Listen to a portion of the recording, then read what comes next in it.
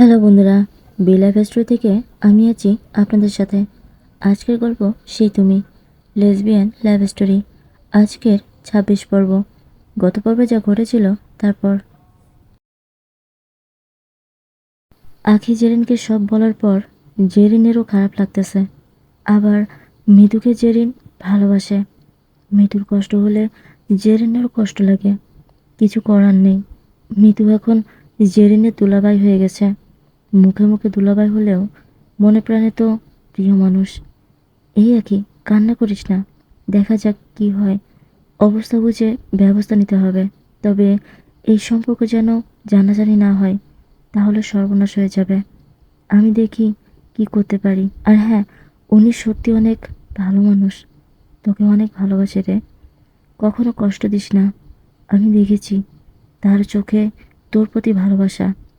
শোন, আর আর তো মাত্র কয়েকদিন আমি এখানে আছি। এই কয়দিনে আমরা একটু ঘোরাফেরা করে আর হাসি খুশি থাকি। কে জানে কখনকার কি হয়ে যায়। আজ আছি, কাল নাও থাকতে পারি। এই জেরিন, এভাবে বলছিস কেন? আরে কিছু না, চল সবার সাথে আড্ডা দিই। কিন্তু আমার তো টেনশন হচ্ছে। এখন না হয় মা জানে না, কে জানে, হয়তো বাড়িতে চলে আসলো, তখন কি হবে? আমি তো প্রথম ভাবছিলাম এমনি বলতেছে, ওরা এতটা সিরিয়াস বুঝতেই পারিনি। আরে এত ভাবিস না, চল। এদিকে মিতুর মাথায় আবার ঘুরপাক খাচ্ছে। নিশ্চয়ই আঁকি কিছু লুকাচ্ছে। আঁকি তো আমার সাথে এভাবে কথা বলে না। ওর চোখ মুখে চাহনি আমি বুঝি। আচ্ছা, সেদিন যে ছেলেটা আঁকির ফোন নাম্বার নিয়েছিল, সে কল দেয়নি তো? সে যদি কল দেয় তাহলে তো সব কিছু উল্টোপাল্টা হয়ে যাবে। আমি আঁকিকে হারিয়ে ফেলবো। না না, আমি আঁকিকে ছাড়া বাঁচতে পারবো না। মিঠু উঠে বসে, দুহাত দিয়ে কান চেপে ধরে বসে আছে। মাথার ভেতর কেমন যেন করে ওঠে, ঘামতে থাকে। মৃদুর কপাল আর কানের পাশ দিয়ে টপ টপ করে ঘাম বেরিয়ে পড়ে। মাথায় প্রচণ্ড প্রেশার ওঠে। মৃদু জোরে না বলে চিৎকার করে পাগলামি করতে থাকে।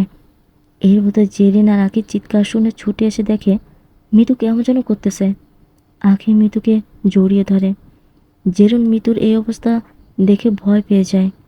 আঁখি মৃদুকে জড়িয়ে ধরা দেখে জেরিন এক পা দুপা করে পিছন দিকে সরতে থাকে। আঁখি মৃদুকে বলতে থাকে, কি হয়েছে আপনার? এমন করতেছেন কেন? আমারে বলেন, এভাবে ঘামছেন কেন? জেরিন, কই তুই? দেখ না কেমন করতেছে।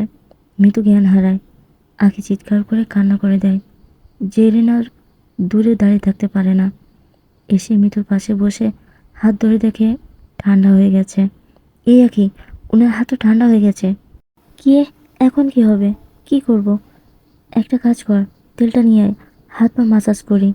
জেরিন আর আঁখি দুজন মিলে মৃদুর হাত পা এবং তালুতে মাসাজ করতে থাকে, যাতে করে মৃদুর শরীরটা একটু গরম হয়। এভাবে কিছুক্ষণ করার পর দেখে মৃদুর এখনও হুঁশ ফেরেনি, তার শরীর গরমও হয়নি। আঁখি জেরিন চিন্তায় পড়ে যায়, কি হবে এখন? জেরিনের মাথায় একটা আইডিয়া আসে। আঁখি, তুই তো ওনাকে ভালোবাসিস, তাই না? হ্যাঁ। এখন এসব কেন? কি করা যায় তাই বল। আরে আমি তো সেটাই ভাবতেছি, তুই ওনাকে স্বামী হিসেবে মানিস তো? হ্যাঁ, মানি তো। তাহলে একটা কাজ কর। কি করব জলদি বল।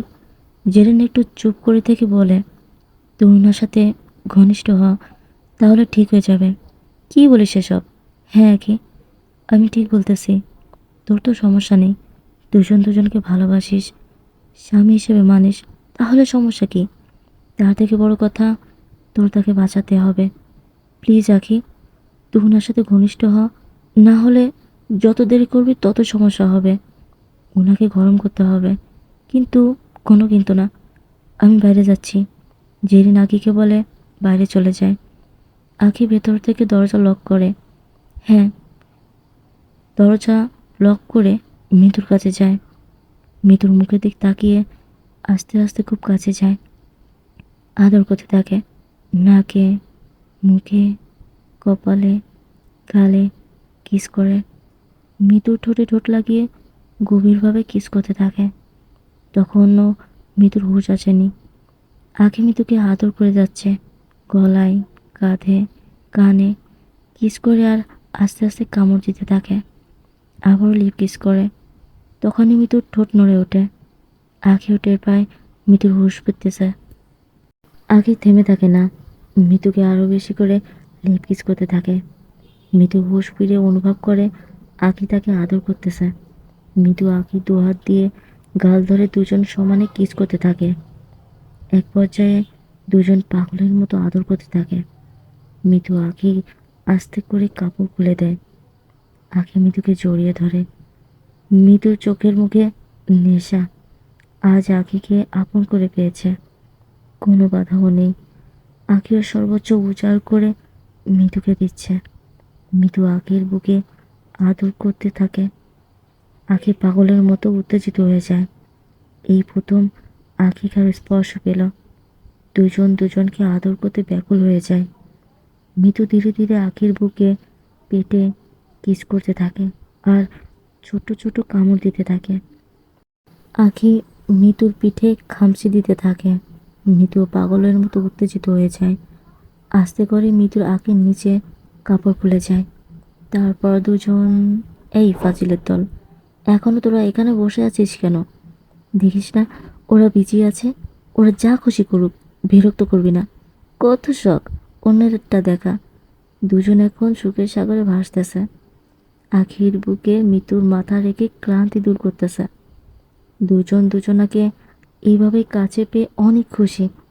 আজ আখির মনে হচ্ছে তার স্বামী স্ত্রী এবং তাকে আদরে ভরিয়ে দিয়েছে এক ভালোবাসা।